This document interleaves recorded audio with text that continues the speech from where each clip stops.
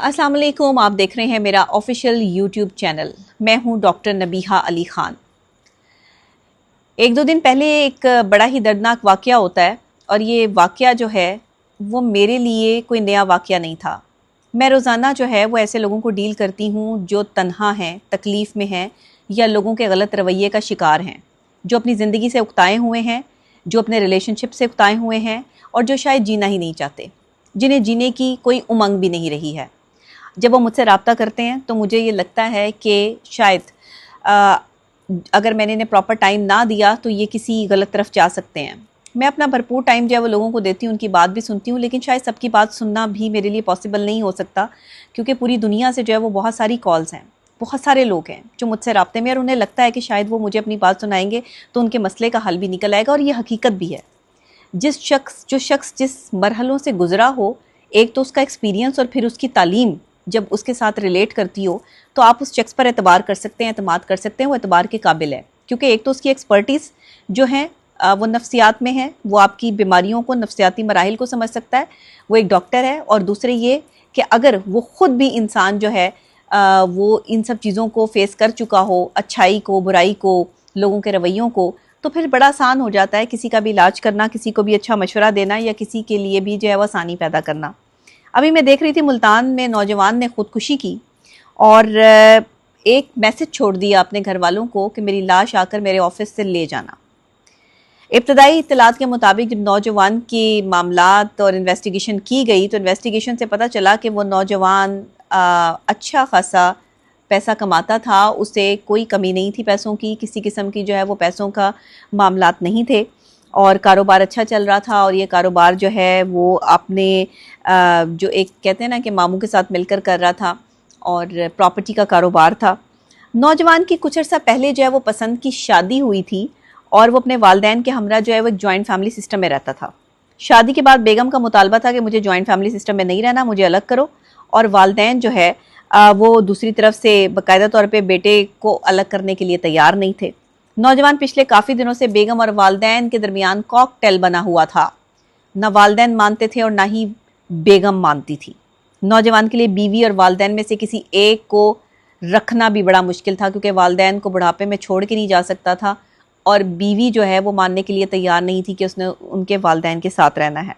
अब तक की तफ्तीश में कुछ ऐसे सामने आया, और करीबी रिश्तेदारों और दोस्तों के मुताबिक भी नौजवान की किसी से ना तो कोई दुश्मनी थी, ना उसको कोई तकलीफ़ थी, ना वो कोई डिप्रेशन का मरीज़ था, ना कोई और मामला थे। सिर्फ मामला ये था कि लोगों के और अपनों के गलत रवैयों का शिकार था। तन्हाई पसंद नहीं था, लोगों में रहना चाहता था, माँ बाप की खिदमत भी करना चाहता था, बीवी को खुश भी रखना चाहता था, पसंद की शादी भी हो गई, लेकिन वालिदैन एक्सेप्ट नहीं कर रहे थे। मैं हमेशा वालिदैन को कहती हूँ कि यहाँ पर आप गलत हैं, माजरत के साथ यहाँ पर आप गलत हैं। जिंदगी दो लोगों ने गुजारनी है, आपने अपनी जिंदगी गुजार ली है। अच्छा हो या बुरा हो, शादी एक जुआ है, इसमें आपका लाइफ पार्टनर कैसा निकलता है आपके पास कोई ऑप्शन नहीं है। आप आपकी पसंद से भी जो है वो आपका बेटा या आपकी बेटी शादी कर लेंगे तो आपके पास कोई जो है वो जादू का चिराग नहीं है कि जिसे रगड़ के आप एक जिन लेकर आएंगे और उसे कहेंगे कि हाँ भाई इसकी शादीशुदा ज़िंदगी बड़ी अच्छी होनी चाहिए। ये दुनिया जदीद टेक्नोलॉजी को जो है वो कम्पीट कर रही है। जदीद टेक्नोलॉजी के जदीद तकाज़े हैं, जदीद दौर के जदीद तकाज़े हैं। अपनी सोच को भी हमें आगे लेके बढ़ना पड़ेगा। वालिदैन को ये समझना पड़ेगा कि अगर बच्चे अपनी पसंद की शादी करना चाहते हैं तो आपको इजाज़त देनी पड़ेगी, और अगर आप इजाज़त नहीं देते तो वो जहनी मरीज़ बन सकते हैं, उनके जहन पर इसके बुरे असरात मुरतब हो सकते हैं, वो खुदकुशी की तरफ बढ़ सकते हैं, वो अपनी ज़िंदगी को ख़त्म करने की तरफ बढ़ सकते हैं। और बहुत सी लड़कियाँ और बहुत से लड़के जो है वो इस अजियत का शिकार हैं, आप ही के घरों में मौजूद हैं, और आप उन्हें रोज़ाना अपने अपने गलत रवैयों से, गलत बातों से जो है वो मज़ीद अजियत देते हैं, वो मज़ीद मरते हैं, लेकिन वो कुछ नहीं कह सकते। ना वालिदैन के आगे ज़ुबान चला सकते हैं और ना ही जो है वो अपने पसंद को जो है वो हासिल करने के लिए कोशिश कर सकते हैं। और अगर अपनी पसंद को हासिल कर लें तो वालिदैन नहीं जीने देते।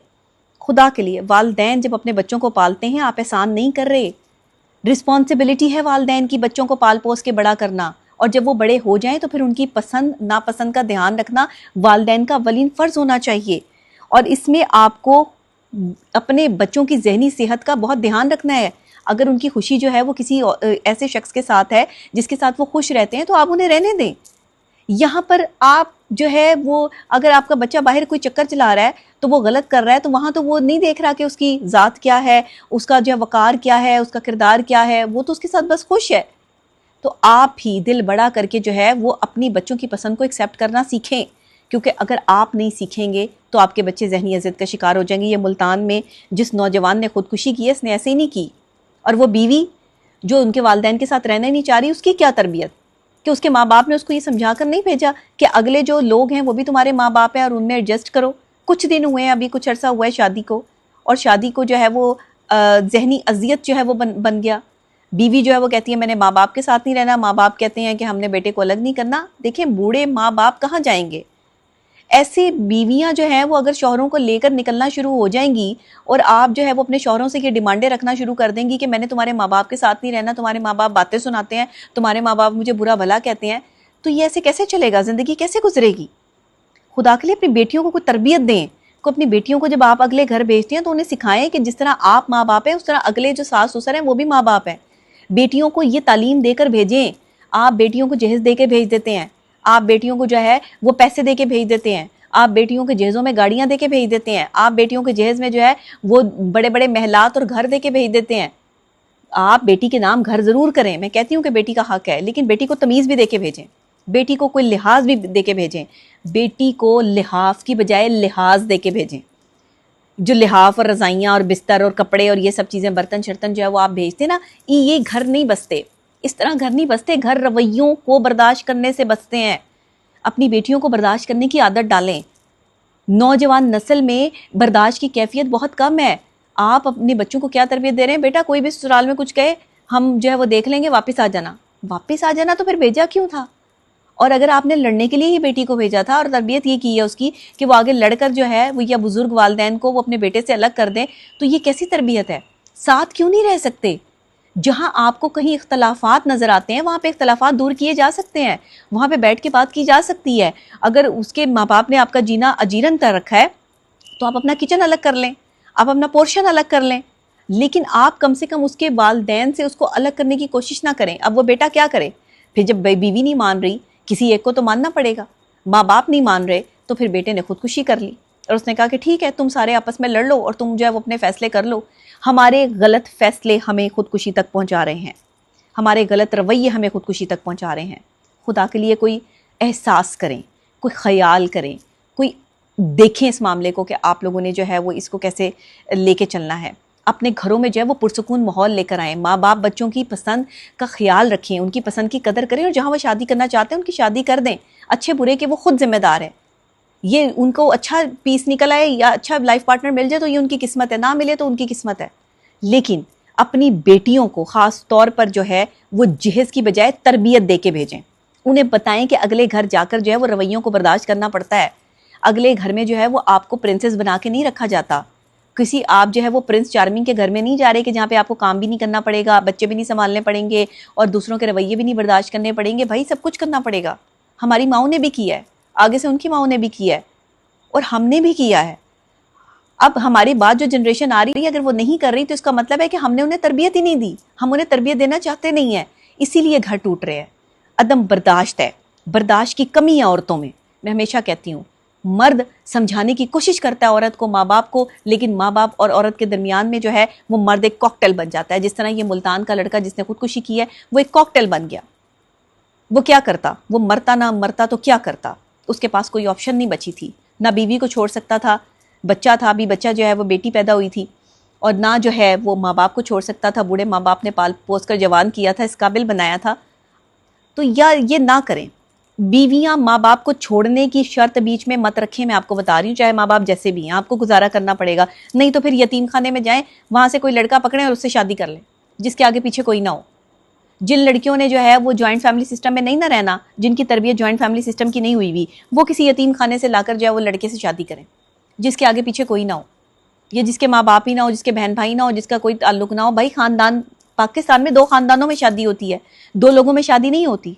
آپ کو یہ باتیں سمجھنی پڑیں گی، اگر آپ نہیں سمجھیں گے تو آپ تھک جائیں گے، زندگی سے تھک جائیں گے، اور پھر ملتان میں جس طریقے سے ایک نوجوان نے خودکشی کی، آپ بھی کل کو اسی طرف چل پڑیں گے۔ ڈپریشن اور سٹریس لیول اتنا بڑھ جائے گا کہ شاید کوئی ڈاکٹر بھی اس وقت ساتھ نہیں دے پائے گا. اپنے رویوں کو بہتر کریں, مردوں کو پریشان کرنا چھوڑیں. مردوں کی اور بڑی ٹینشنز ہیں, عورتوں کو چاہیے کہ مردوں کا ساتھ دیں, مردوں کے لیے آسانی پیدا کریں اور مردوں کے آگے بحث مت کیا کریں.